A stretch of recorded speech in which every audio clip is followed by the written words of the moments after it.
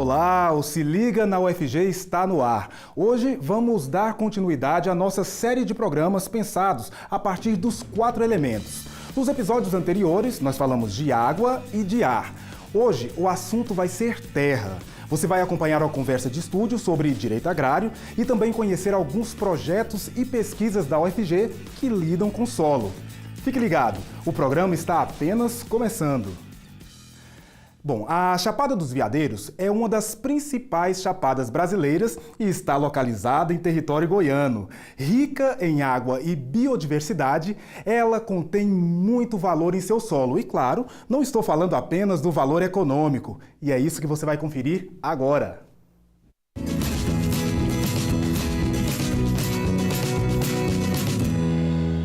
Sou Joana Paula Sanches, sou geóloga. O curso de Geologia Básico para condutores na Chapada dos Veadeiros é um curso para colocar os condutores que são guias na Chapada a par da geologia geral, da formação do planeta, dos minerais, da formação das rochas, dos tipos de rocha e do contexto geológico onde eles estão inseridos. A formação da chapada, a formação das cachoeiras e dos atrativos que eles têm dentro da Chapada dos Veadeiros. Olá, meu nome é Marcelo Leão, eu sou professor do curso de Geologia da UFG. A ideia é que a gente trazer esse conhecimento das geociências para a comunidade local e inclui aí tanto condutores de visitantes, quanto professores do ensino da rede pública e também a comunidade em geral e os quilombolas, que existem na região, como os calungas. A importância desse curso para os condutores na região é que existe uma mistificação da Chapada, que é uma grande placa de quartzo, e a gente precisava, além de desmistificar essa parte, a gente queria inserir eles no contexto geológico, porque a geologia é muito difícil para a população entender. Então a gente tinha que chegar da base para conseguir explicar primeiro para os condutores, depois para os professores, para eles poderem passar isso para os turistas de uma maneira correta e saberem onde eles estão vivendo. Esse é um agregado de cristais de quartzo da Chapada dos Veadeiros. Então os garimpos começaram atrás desses cristais de quartzo, do quartzo hialino. E este é um veio de quartzo numa camada de rocha metasedimentar, muito comum na Chapada, e que reflete a geologia dela, sim. No Brasil, a gente entende que esse conhecimento ainda está muito afastado da sociedade e esse é um dos principais objetivos do projeto. A gente trazer esse conhecimento, às vezes, que ele é muito científico e ele está muito dentro da academia, para a comunidade, para as pessoas, e eu acho que é uma das funções mais importantes da extensão e da universidade. Goiás é um estado realmente que tem um potencial mineral muito interessante e um potencial grande no Brasil, e tem algumas minas em operação no estado e tem um grande papel aí realmente no desenvolvimento econômico do país. A importância de estudar a terra em que vivemos ou a terra em que pisamos é a gente saber como ela é formada, para que ela serve, os tipos de rocha que ela tem, qual vai ser a troca que a gente vai fazer com ela. O que eu posso usar dela e como eu posso preservar.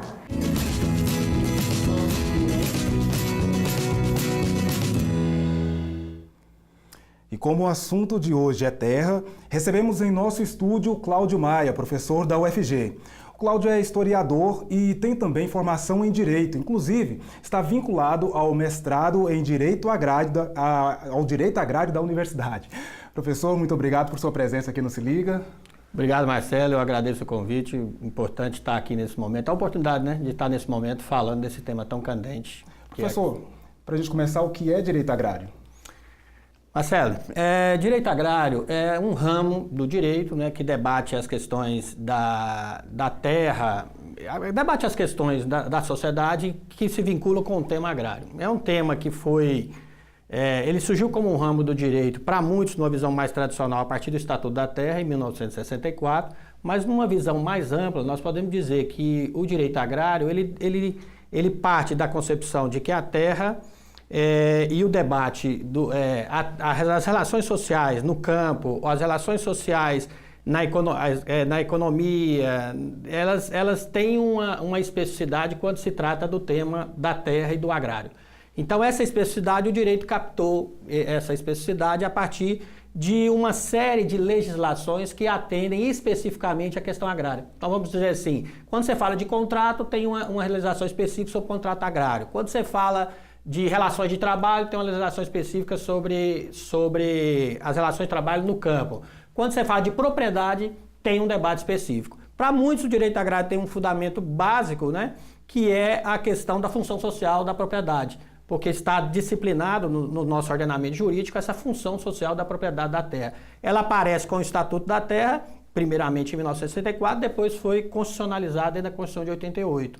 Mas a maioria dos advogados, né, das pessoas, dos juristas que trabalham com o direito agrário, também pensam que o direito agrário não deve ser buscado somente nessa legislação específica, mas nessa especificidade da terra como um elemento da economia, a especificidade da terra como um elemento das relações sociais. Certo. Professor, o Brasil, ele, infelizmente, carrega aí há vários anos seguidos o terrível título de país onde mais assassinatos são cometidos por conflitos por terra, né?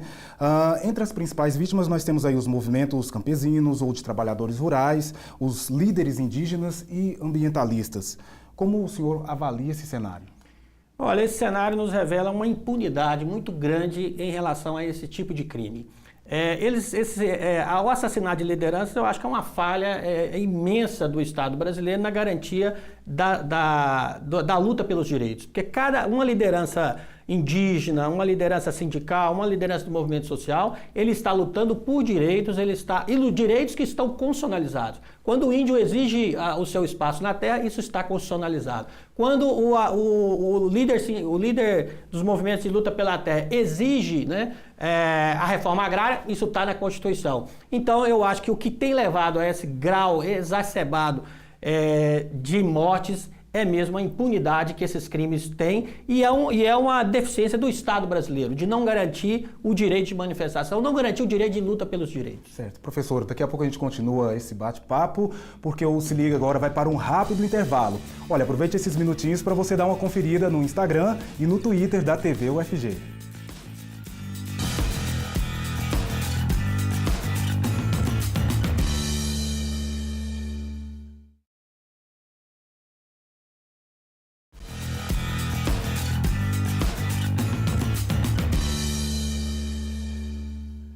Se Liga na UFG está de volta e o assunto de hoje é terra.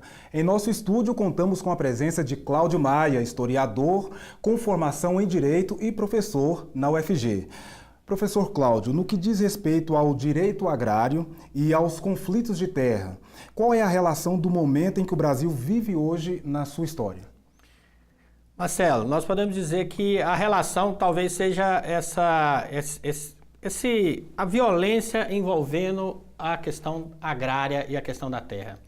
E a expropriação e a formação do latifúndio como a marca da história brasileira. Há especialistas que dizem que a marca da própria escravidão está na marca do debate agrário, está na marca do debate das relações com a terra e das relações do sujeito nas relações de trabalho no campo.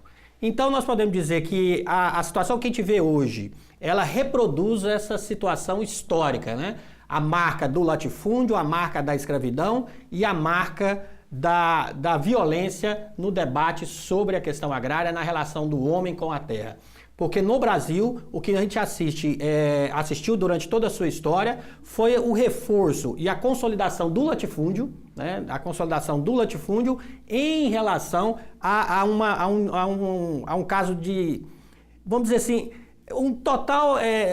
nenhuma presença da pequena propriedade ou do fortalecimento da pequena propriedade como elemento essencial da preservação dos direitos. Então, essa marca do latifúndio talvez seja a marca comum da história brasileira com o momento atual.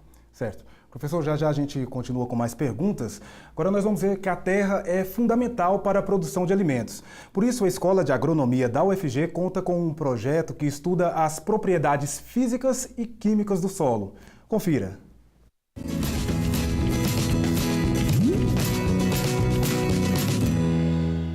Olá, meu nome é Patrícia Pinheiro da Cunha, eu sou engenheira agrônoma, docente aqui da Escola de Agronomia, eu trabalho na área de agricultura.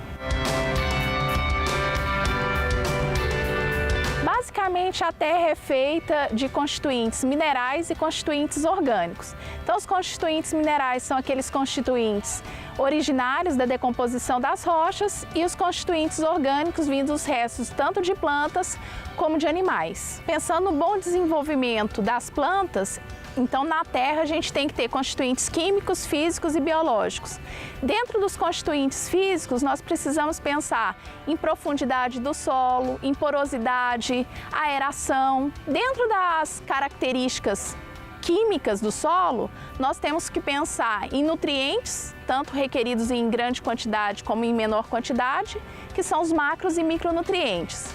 E nós temos que pensar também na atividade biológica, que é extremamente importante nesse processo de mineralização e decomposição dos restos vegetais.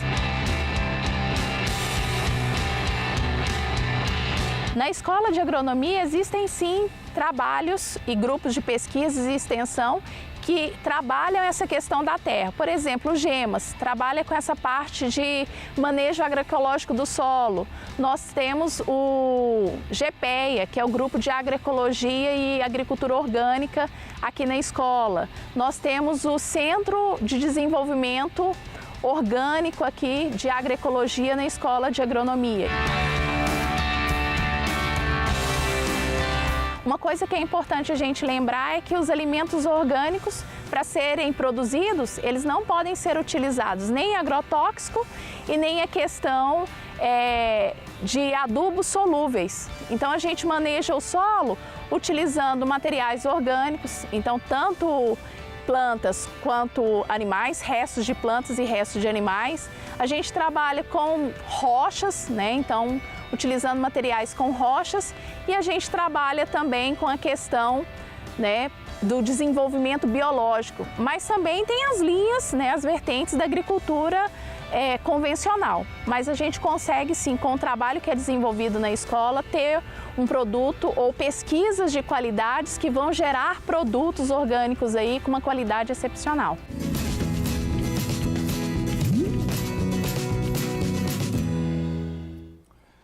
Professor, o senhor falou dos grandes latifúndios e os povos indígenas, eles são grandes vítimas do modelo de desenvolvimento político e econômico vigente, né, no Brasil e no mundo de uma maneira em geral. Por isso é bastante comum a gente presenciar aí conflitos entre índios e o Estado brasileiro, independente dos governos, se é de esquerda ou de direita. E esses povos, eles também são chamados de povos originários. Qual é a relação entre terra e identidade e como isso se dá aqui no Brasil? Marcelo, a gente pode dizer da seguinte forma, se eu resolvo a questão agrária, eu resolvo a questão indígena? Não. E por que isso ocorre? Porque na questão indígena está presente não só o acesso à terra, mas o acesso à terra daquela que constitui aquele campo de identidade onde o índio constrói a sua identidade com o seu local de sobrevivência. Essa questão a questão indígena, ela territorializa de forma muito mais, vamos dizer assim, muito maior, né, a questão agrária. Isso é o que leva a grande maioria dos conflitos, porque quando o indígena reivindica a terra, não lhe serve qualquer terra. No caso a gente pode ver, no caso dos assentamentos da reforma agrária, você até tem o caso, né? Você reivindica a terra numa região e você tem acesso à terra em outra região. O que está se discutindo é o acesso à terra. No caso indígena, o que está se discutindo é a sobrevivência do indígena, não em relação ao acesso à terra, mas em relação àquela terra que faz parte da sua identidade cultural. Então não há como discutir uma questão indígena sem discutir essa relação. E veja, só para a gente ver como é que historicamente o Brasil construiu isso. A nossa primeira política, talvez, de garantir o acesso à terra do indígena foi uma política de aldeamento. O que significava o aldeamento? Eu tirava o índio das regiões de interesse econômico e das regiões de desenvolvimento e deslocava essa aldeia para uma região longínqua, para uma região, vamos dizer assim, mais à fronteira do próprio desenvolvimento econômico. Diante disso, é claro, esse deslocamento matava milhares de índios. Por quê? Porque naquela terra a qual ele era deslocado, ele não se sentia, toda a sua historicidade, toda a sua visão de mundo estava construída naquele outro local que ele foi retirado de lá. E hoje, o movimento indígena, o que ocorre hoje com o movimento indígena? Ele não mais aceita essa situação e ele está querendo voltar para aquele antigo lugar onde estão suas raízes, onde está a sua cultura. Certo. Professor, nós vamos para mais um rápido intervalo, mas olha só, é rapidinho, viu? Aproveite esse tempo para dar uma conferida na página da TV UFG no Facebook e também conhecer o nosso canal no YouTube.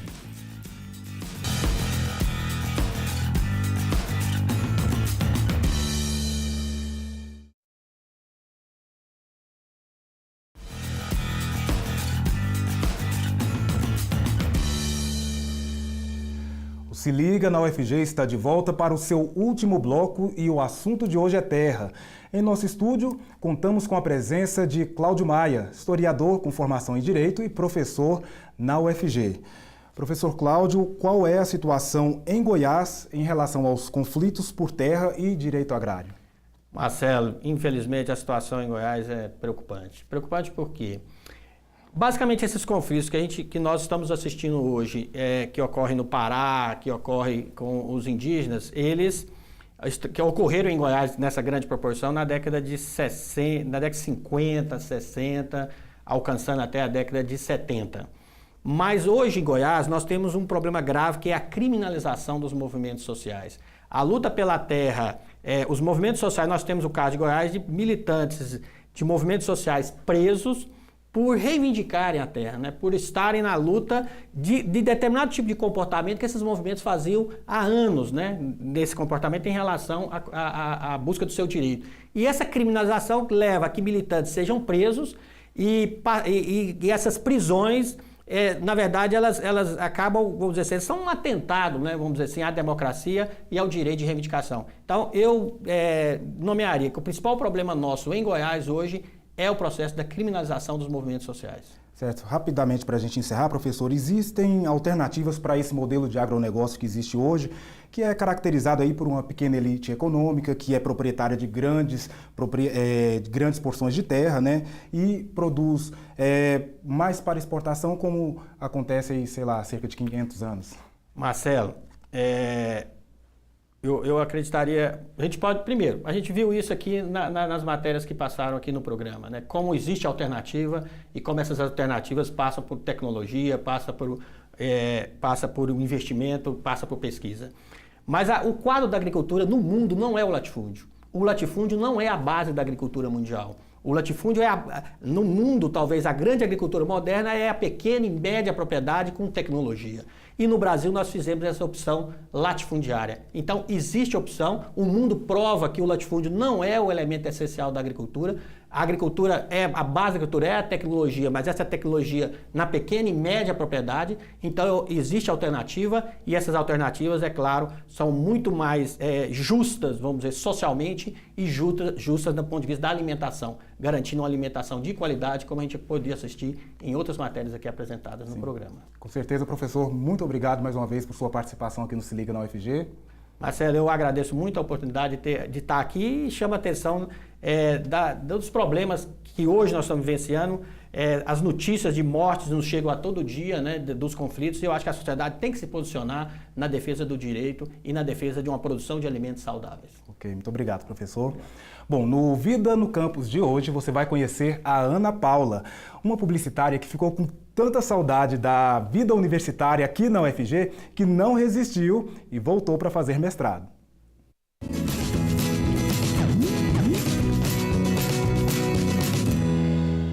Oi, meu nome é Ana Paula, eu entrei na UFG em 2007 e fiz publicidade na FIC, que antigamente era Facombi. As experiências que eu passei na Facombi que mais me marcaram, assim, que eu mais lembro, foi um projeto que a gente teve de extensão. Houve um projeto e a gente fez uma Kombi, pintou uma Kombi com ícones que representavam os 4 cursos, que na época eram publicidade, jornalismo, relações públicas e biblioteconomia.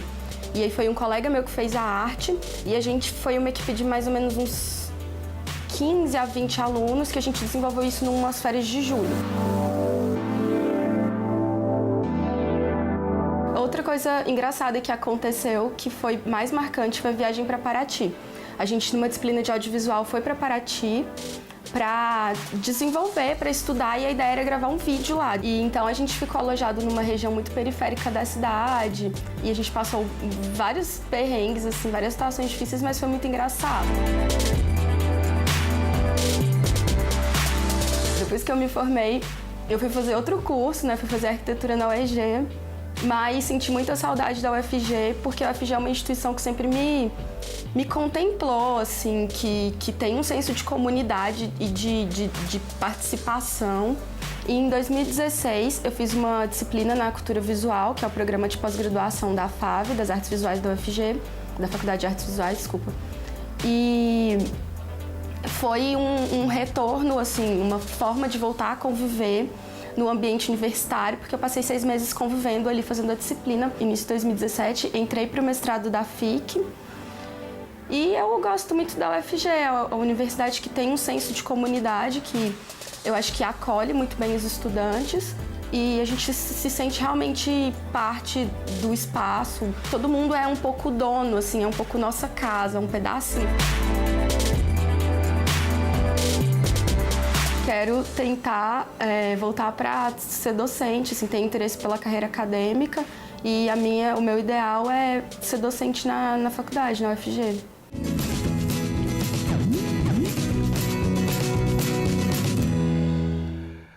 O Se Liga na UFG de hoje vai ficando por aqui. Acesse o site da TV UFG. Lá você encontra diversas informações, material exclusivo e ainda pode conferir todos os nossos programas gratuitamente.